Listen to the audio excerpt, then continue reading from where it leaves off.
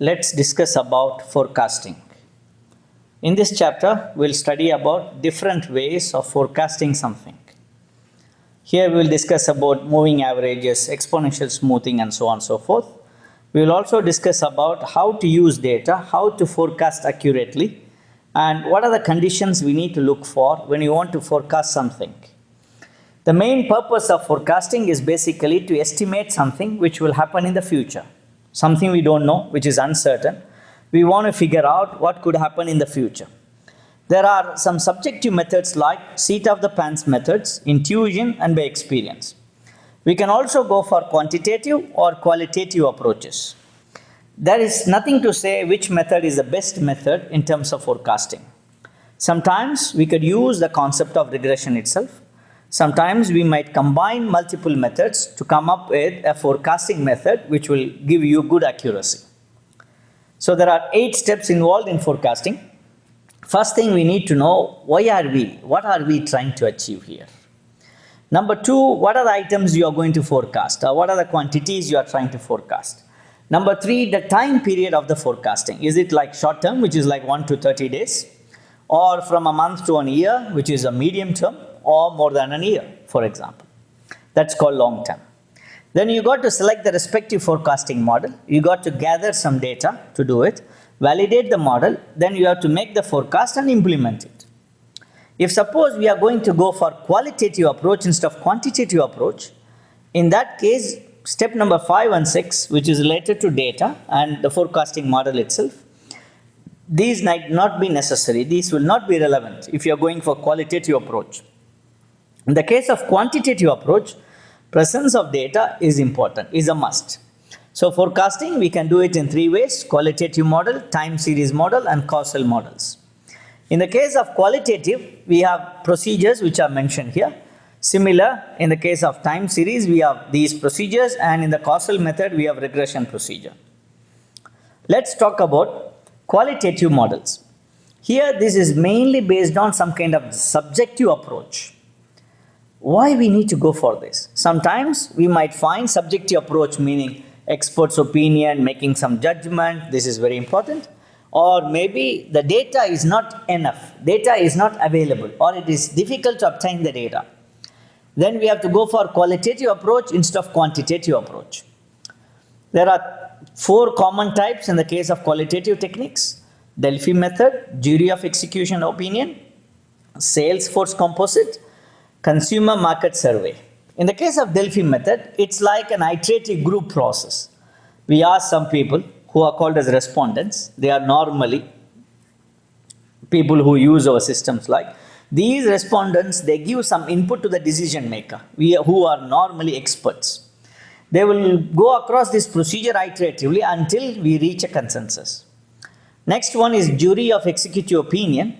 Here you collect opinion from few high-level managers. Then maybe we will use some kind of statistical model to apply on those opinions to get an answer. Third one is Salesforce composite. Here we get information from the salesmen. Various salesmen will be available, so from each one of them you get their input, then check for the reasonability of those input. From there you can make a decision. Maybe there's a forecast for a national level or a district level or a small area and so on. Then consumer market survey.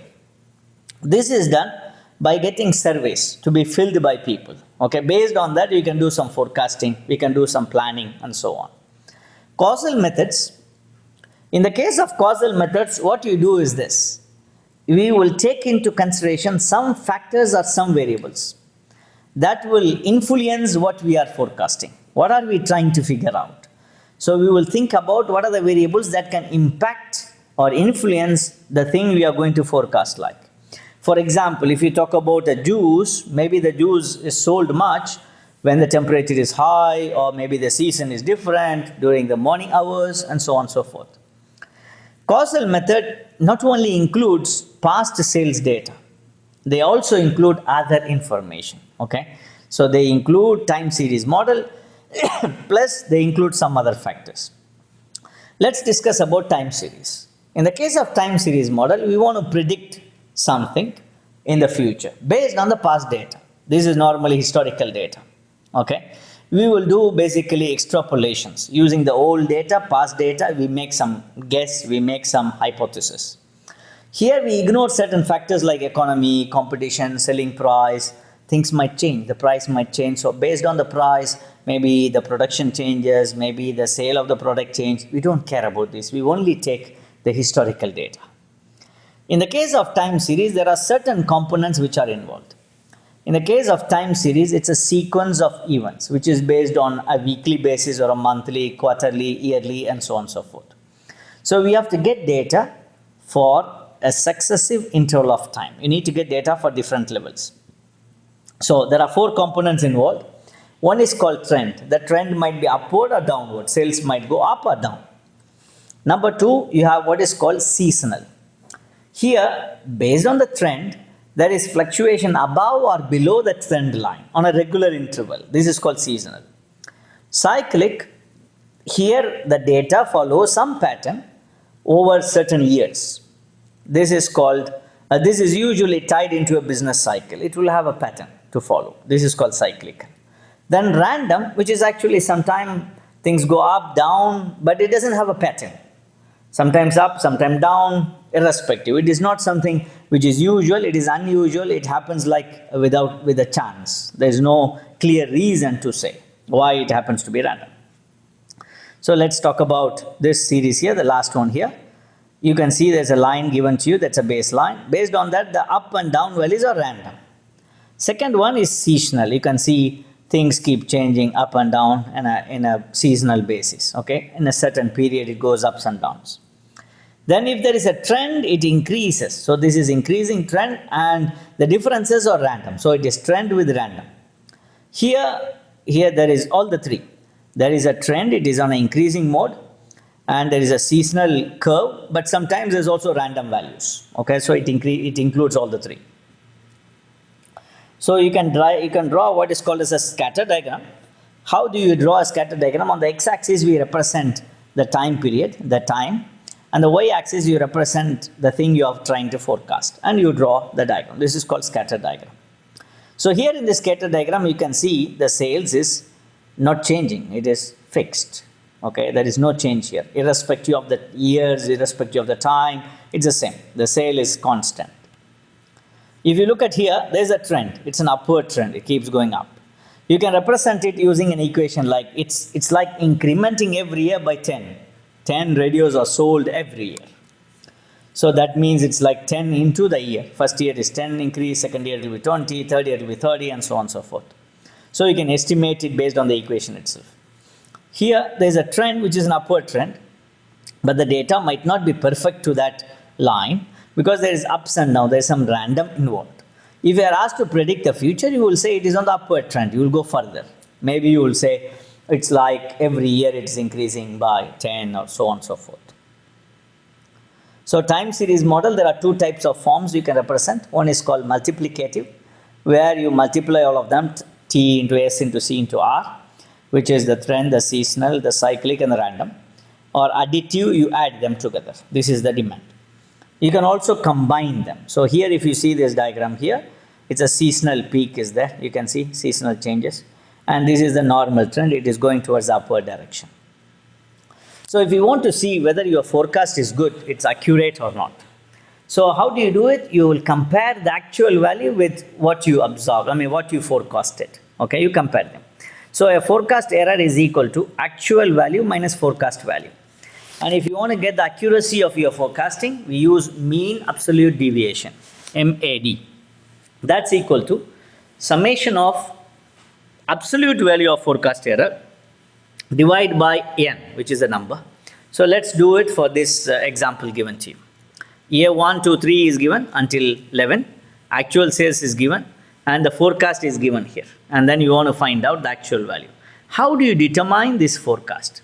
In this simple example, what they are trying to do is, if in the year number 1, the actual sales is 110, they will say year number 2, the actual sales forecast will be 110. So the actual sales of the previous year is equal to the forecast sales of the next year. So you just keep going, okay? So it's called as Naive method. It is very simple, where you have the actual sales of the previous year is the forecasted one of the next year. So you cannot forecast for the first year, and you just adjust them based on the scale. Okay, then you find the difference between, for the first year you cannot because you don't have forecast. Finally, for the last year you cannot because you don't have the actual sales here. So you subtract them, 100 minus 110, you get only the absolute value, not negative positive values. So you get all the values, sum them up. This is called sum of absolute errors. Then you divide it by total number, which is 9 here, because the first and the last year is not counted. Divide by 9, we get the value. This is called MAD value, okay? Mean absolute deviation, as we have studied before. This is described here, okay? Mean absolute deviation is equal to sum of forecasted, absolute value of forecasted divided by the n, number of samples. Next, there are other measures also. Mean squared error, which is equal to MSE. MSE is equal to sigma error square by n, summation of error square by n. Mean absolute percent error is equal to summation error by actual, and you get the absolute value by n into 100%. Bias is the average error. So how to do all this? Now we will do what is called as forecasting random variations. Things can be random, right? It is not depend upon trend or seasonal or cyclic. In this scenario, right, what we can do is we can use averaging techniques like moving average, weighted moving average, exponential smoothing. All these techniques we will study in the slides to come. If there is a trend or if there is some seasonal pattern present, then we will use some techniques like exponential smoothing with trend or trend projections. Let's talk about what is called moving average. Here we assume when the demand is relatively steady over time. It is not changing like seasonal, it's not like trend whatsoever. So the forecast is based on some recent data, n number of data, maybe using 3 months data, past data, or maybe 3 years data, and so on and so forth. So here what happens is if there is some kind of randomness, some irregularity in something, it will be taken care of because we are going to take average. Okay, so you can see f of t plus 1, which is the forecasting for the t plus 1 period, which is the next period. T is the current period, t plus 1 is the next period, is equal to yt, which is the current period actual value, plus yt minus 1, and so on and so forth until yt minus n plus 1, divided by number of average periods we are counting for the average. For example, here we are taking a company. They want to forecast their sale of storage shed. They have collected the data for a year. Here the average is going to be for 3 months. So first 3 months I can't do anything because I need 3 months data to do it. So for the month of April, I will take January, February, March, divided by, sum it up, divide by 3, n equal to 3. For the next one, February, March, April, you sum it up, divide by 3 for May. So you can do the average like this. Right? You can also do for the next year, January, by using the previous 3 values, which is from October, November, and December. So this is called moving average. Next one is called weighted moving average. Here we want to give some emphasis, some importance using some weight. So for each year, each period, time period, we give weight, which is like W1, W2, and so on and so forth. We can have different weights here, okay? And divided by the sum of the weights. So instead of dividing by n, we divide by the sum of the weights. So f of t plus 1, if you want to forecast for the next time period, is equal to sigma weight in period I into actual period, actual value in the period, divided by the sum of weights. So sometimes what we do is this, we assign higher, greater weight value to the recent one. Right? Why do you need to do this, and what are the problems here? There are some problems. Because why do you need to do? We are doing it because we want to give high importance to the recent data.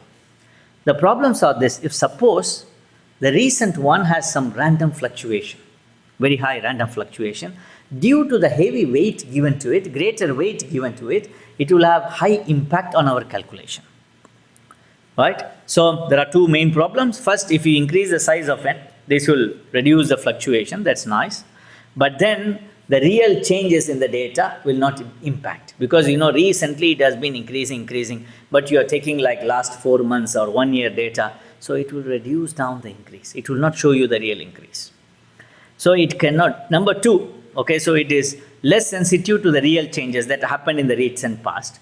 Number 2, moving averages cannot pick up trends also. If it is increasing, it's on an increasing trend, because we are going to take average from the few months in the front, you will not get going up, you will go down. It will control the values within a limit. Here for the same company, if they are going to do like a weighted moving average, they want to give like the last month, the sales in the previous month into 3, weight is 3, the month before is 2, the month before is 1. Okay, 3 months ago is 1. Sum of the weights, 3 plus 2 plus 1 should be 6, so we divide by 6. We have some software which is available, which can do some, like they can vary the weights also based on the MAD calculation. And the lowest MAD will be used to choose mean absolute deviation. It will be used to find out the right weights, which would give you a better answer, okay? And in some situations, we can also keep the sum of weights equal to be 1. So here you can see, same like before, we take the 3 months. January is at the top, 13 into 3 plus 12 into 2 plus 10 into 1, like this. Nearby is given high weightage. So March is just before April, so that's given a weightage of 3. February is given 2, January is given 1. Similarly, if you go for May, April will be given 3, March will be given 2, February will be 1. And for each month you can do, divide by 6 because 3 plus 2 plus 1. Sum of weights is 6. You can get this value. Next step is called exponential smoothing. Here it is also kind of moving average, right? But what we do here is this. To do a new forecast, we use the last period's forecast plus alpha, which is a smoothing constant. It is normally between 0 and 1, where you subtract the actual from the forecast. You will see forecast from the actual, okay? You get the values there. So this is the equation. F of t plus 1, you want to forecast for the next time period, is equal to forecast of the current period or the previous period. Okay, because t plus 1 we call it as the current period, then t will be the previous period, plus alpha into y of t. Y is the actual value of the previous period, minus f of t, which is the forecast of the previous period. Here alpha makes some impact. Okay, if you want to give high weightage or low weightage, we can change, right? If you want to give more weight to the recent data when the alpha is high, if you want to put it low, we can reduce it and so on. So it is what we are trying to do is this. The new estimate is nothing but take the old estimate plus the fraction of the error. What is the difference you have? Here is an example. A company in January, the February's demand for a certain car was predicted to be 142, but the actual demand in February was 153. Smoothing constant is given as 0.20.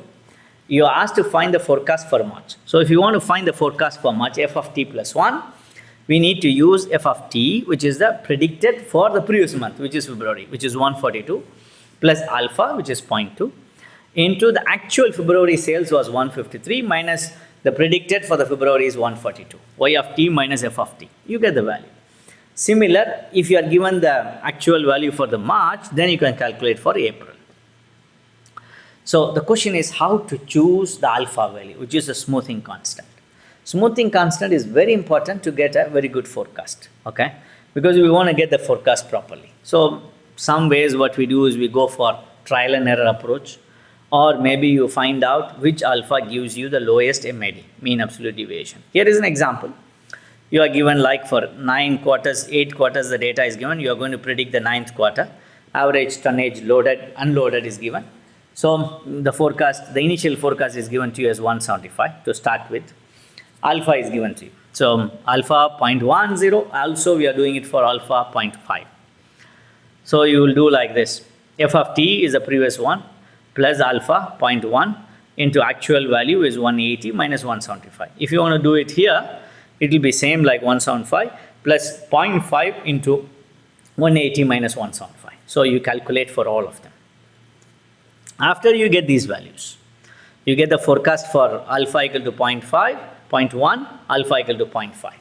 Now you find out absolute deviation for each one. So how do you find absolute deviation? 180 minus 175, get the absolute value, which is 5. Again, 168 minus 175.5, get the absolute value. So you sum up all those absolute values, you get a number here. Similar for the 0.5 also you do the same, okay? So you get these two sum of absolute deviations. One for alpha equal to 0.1, the other one is for alpha equal to 0.5. Now divide this number by n, number of observations. So here you get MAD, that's called MAD. For alpha equal to 0.1, you get 10 point something, and alpha equal to 0.5, you get 12 point something. Because this is a smaller value, alpha equal to 0.1, alpha as 0.1, smoothing constant as 0.1 is the best choice for you. You can solve this using some Excel and other tools around. Let's go further. The next step Okay. Up until now, we have seen forecasting without trend or randomness or whatsoever. See, we are not considering about trend. Let's say there is some trend around. It's an uptrend or a downtrend. How to adjust the exponential smoothing? To do it, we have this equation. F of FIT, forecast including the trend now. Not just forecast, forecast including the trend, which is called FIT. FIT of t plus 1, which is for the next time period or the current time period if you say, right? Then the previous will be t. Accordingly, you have to change. Smooth forecast f of t plus 1, okay, plus t of t plus 1. Smooth the trend and the smooth forecast. We are going to add them to get forecast including trend. So how to calculate f of t plus 1 and how to calculate t of t plus 1? Here in this scenario, in the case of exponential smoothing with thread, we have another smoothing constant called beta. So now we have two constants. Both of them ranges between 0 to 1, alpha and beta. So we will calculate them in few steps now. So f of t is the previous forecast, t of t is the previous trend. Okay, this should be given to us, or you have to get it from the past data using some subjective approach or quantitative approach, qualitative approach, whatever approach you can use. You have to get the data. FIT of t, this is what we are going to find out. How?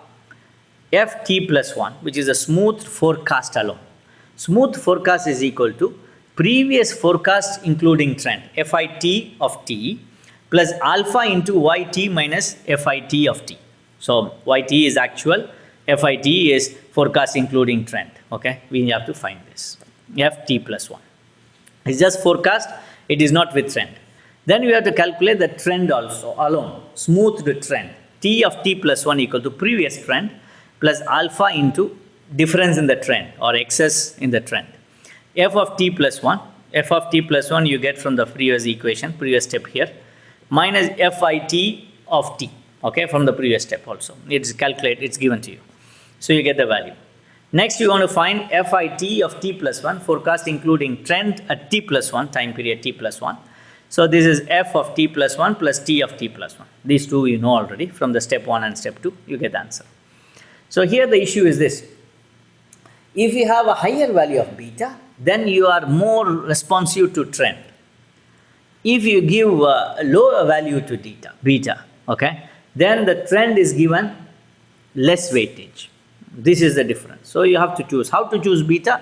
Again, it's a trial and error based on different values of MAD. Okay. Here is an example.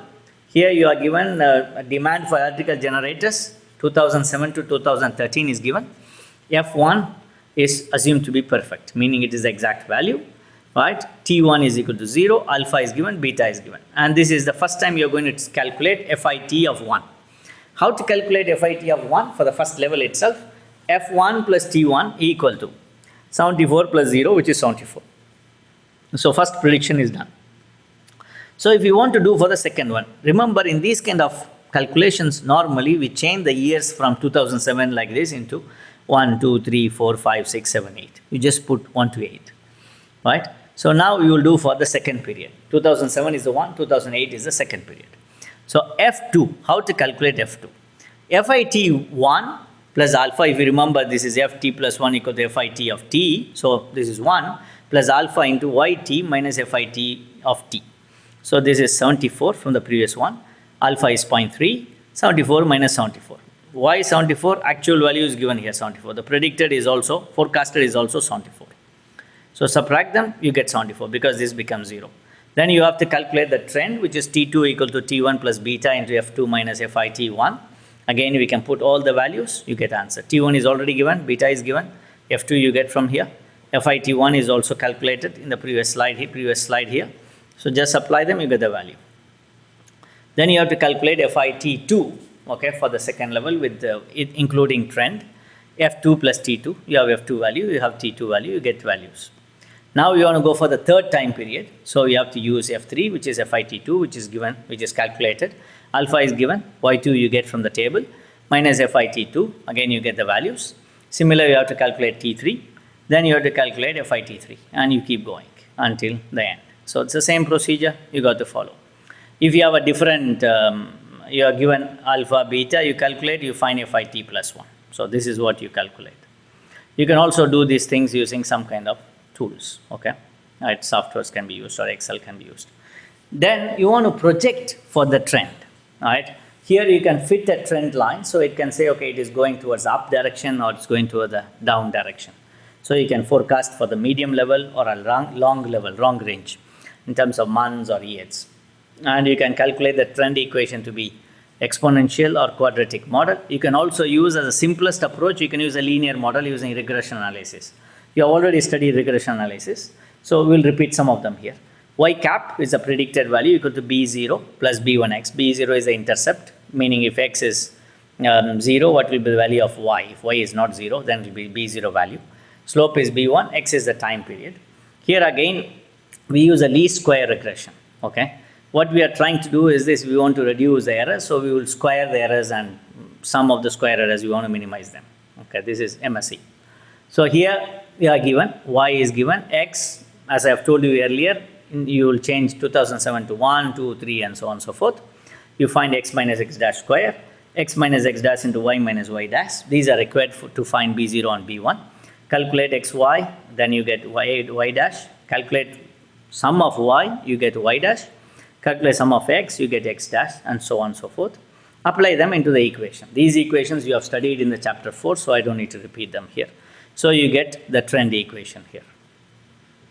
So this is based on the least square regression. This is the forecast equation. So if I want to find for the 8th, x equal to 8, which is 2014 or 2015, where x equal to 9, put the values, you get the answer. So the answers are given to you here. You can also use some tools to calculate them. All right. So if you put the line, this is the fit line, which is the trend line here, and you can predict for the future. There might be some ups and downs as usual. Okay. Then if you want to consider what is called seasonal variations. Seasonal, there is some variations which happens over time. So seasonal index, you represent them like this. If the index is 1, it means it's an average season. It has some nominal sales or whatever. If it is greater than 1, it means it is more than the average. If it is less than 1, then it is less than the average, lower than the average. So if you are given some data, you can actually calculate what is called deseasonalized data, right? If you divide the given data by the seasonal index, you get the deseasonalized. So here there is no season. We remove the season from the data. That is called deseasonalized data.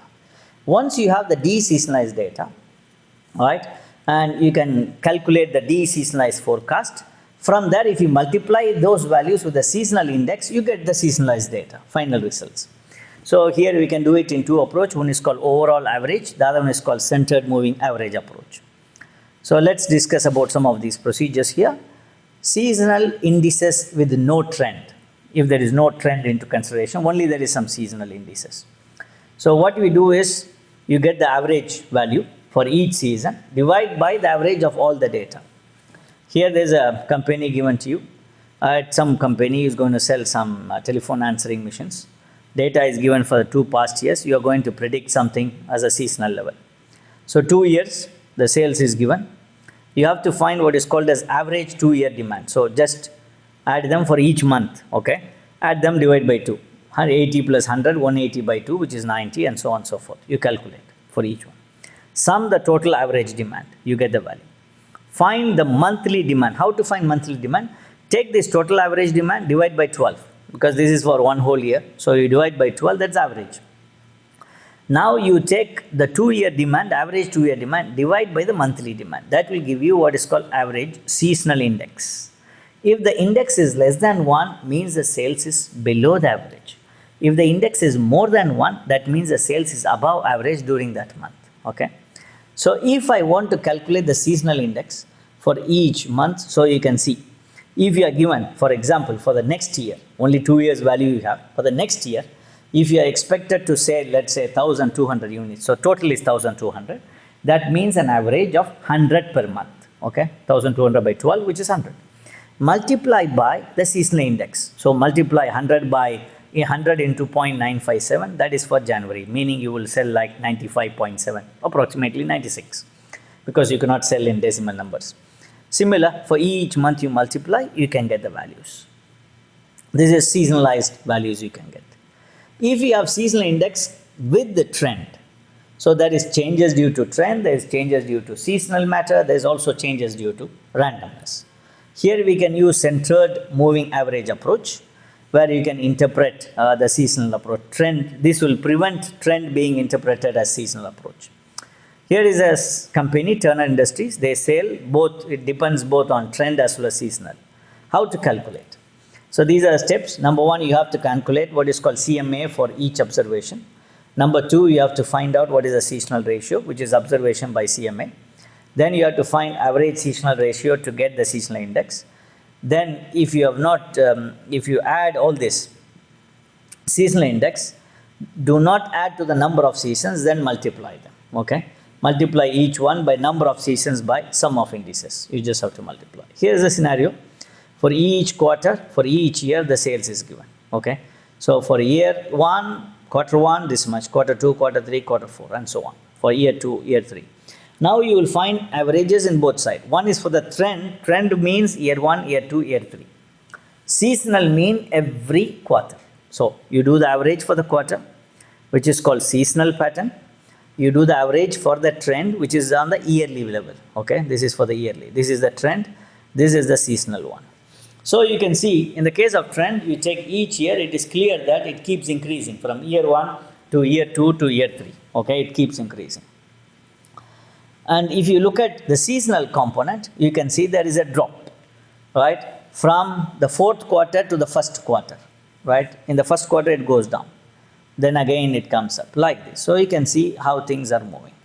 To calculate the CMA for quarter 3 of year 1, let's say I want to find out for the quarter 3 CMA value, central moving average value, right? For the quarter 3 of the year 1, how to calculate?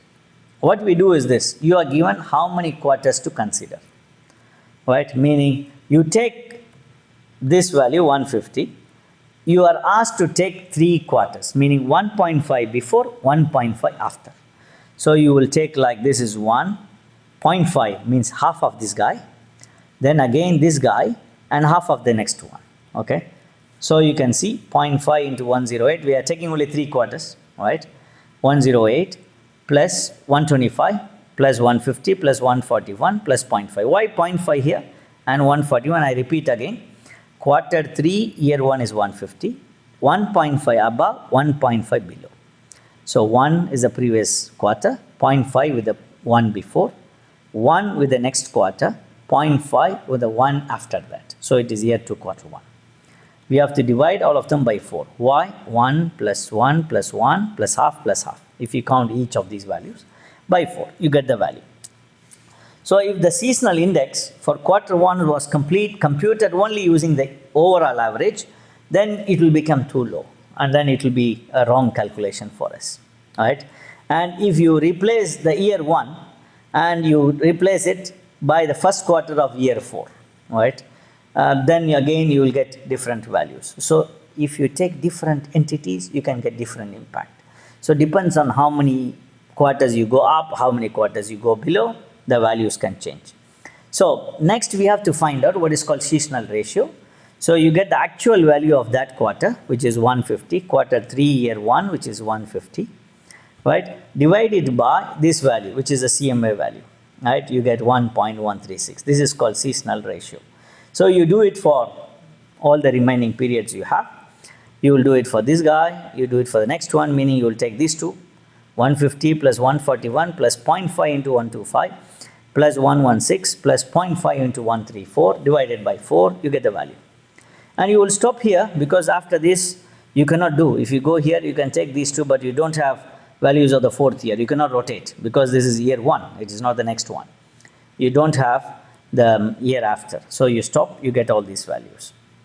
And if you want to find what is the seasonal index for every quarter, you take the quarters, right?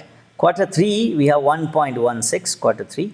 Similar, we also have a quarter 3, 1.127. Add these two, divide by 2, get the average, you get the value. Similar for quarter 2, quarter 1 and quarter 4. Okay, we get the values. And you can plot them into a scatter plot or scatter diagram. Next, if suppose we have all of the trend, seasonal, random variations, we have a technique called decomposition, okay? Here we want to isolate linear trend and seasonal factor so that we can get a better forecast. How to do this? How do you do the process of decomposition? Compute seasonal indices using the CMA approach. Then you need to do what is called deseasonalize the data by dividing each number using the seasonal index.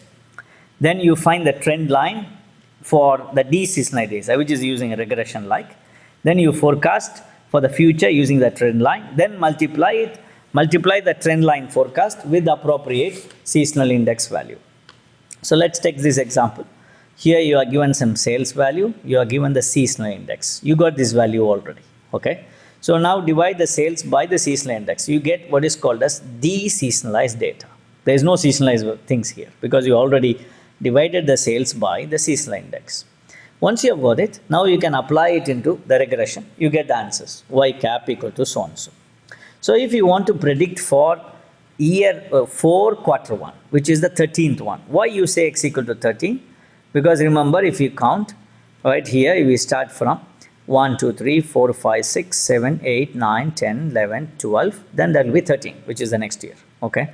So into 13, you get the value 155.2. This is your predicted value, right, using the trend line. Trend line has given you some value. There is no seasonality involved. So now we have to use your seasonality, right? Next step is to use the seasonality. Here is just the table which shows you how the data for the trend line is calculated.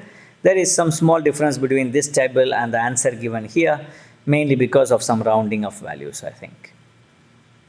Right, so next you get the value, you multiply it by the trend value, okay?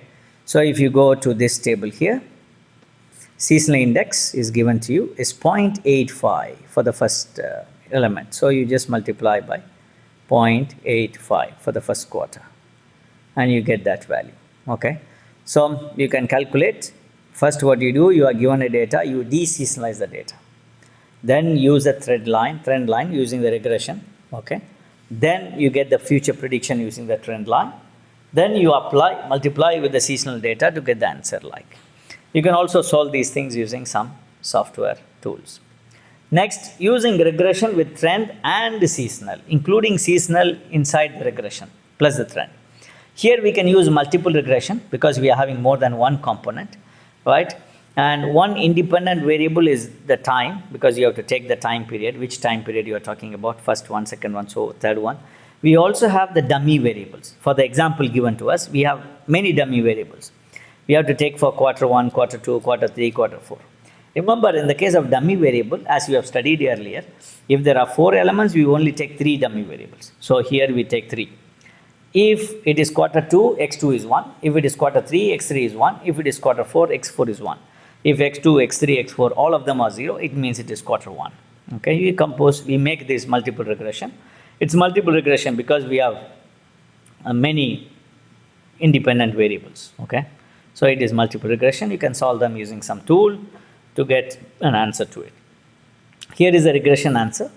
Then you want to calculate the forecast. Okay, you can just put the values. Put x1 is 13 for the 13th month or 13th season. Okay, or you want to calculate for the 14th one, you can apply. And x1, x2, x3, x2, x3, x4 depends on which quarter you are going to talk about. This is quarter 1, so all of them will be 0. The second one is a quarter 2. Okay, this is year 4, quarter 1. This is year 4, quarter 2. So this will be 1 because x2 is 1 if quarter is 2. Then you calculate. So you can find here, you get answer. The value you get here. This will be different from what you got in the multiplicative decomposition method. You can say which one is best, which one is not best. You can decide based on MAD or MSE approach by using the error or other things. So how to monitor and control the forecast? We have what is called tracking signal. This will tell you how well you are predicting the values. Your forecasting is good.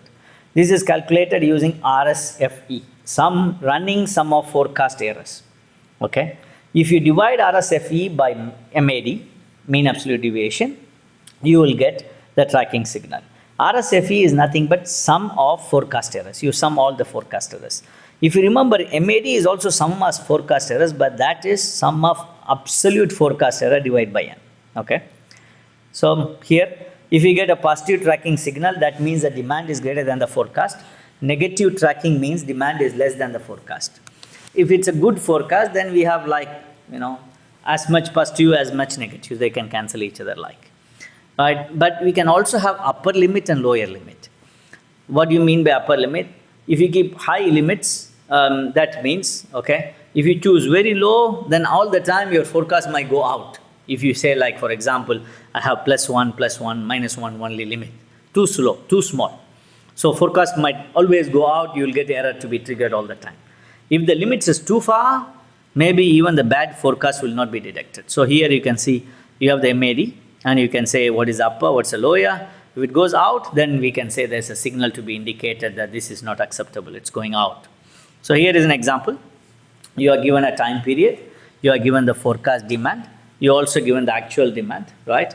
And now you are going to get some values. Number one, you calculate the error, which is actual minus forecast. So you get minus and plus values.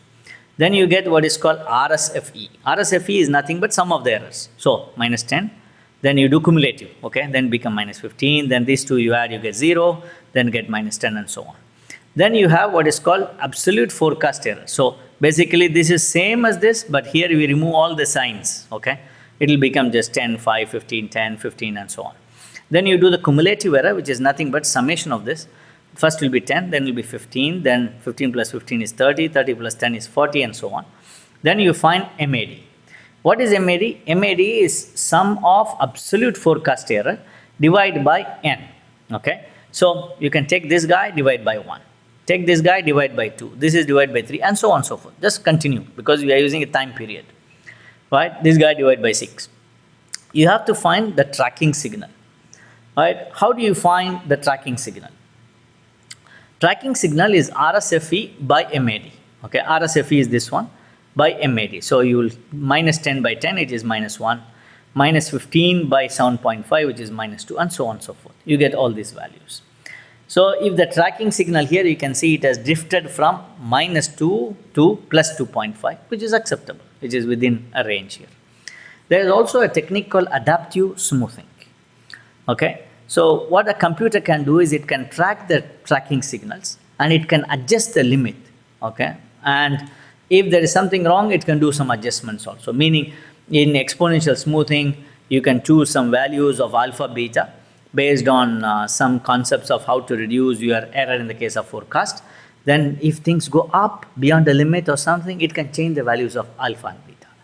Changing automatically by the program based on triggering, based on something which is happening, based on the variations it finds, is called adaptive smoothing. With this, we come to an end of this chapter.